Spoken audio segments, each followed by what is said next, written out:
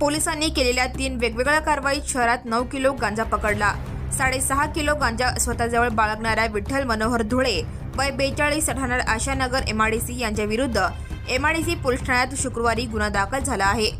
याबाबत सहाय्यक पोलीस निरीक्षक भारत चंदनशिव यांनी सरकारतर्फे गुरुवारी फिर्याद दिली आहे। आरोपी धुळे हा कुंडळ शाळेच्या जवळ मोकळ्या मैदानात संशयरित्या थांबला असल्याची माहिती पोलिसांना मिळाली।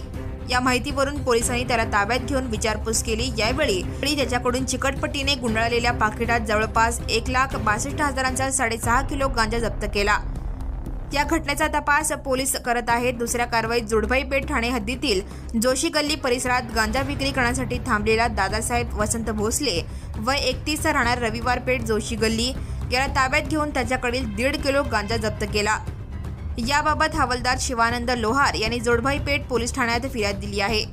तसेच अक्कलकोट रोडवरील हिंदू स्मशानभूमीजवळ गांजा विक्रीसाठी थांबलेला मोहसिन मौलाली शेख वय 34 राहणार नई जिंदगी याला पकडले। त्याच्याकडून 1 किलो 300 ग्राम गांजा जप्त केला। याबाबत सहाय्यक पोलीस निरीक्षक संदीप पाटील यांनी जेलरोड पोलीस ठाण्यात फिर्याद दिली आहे। ही कारवाई गुरुवारी केली। या घटनेचा तपास पोलीस करत आहेत।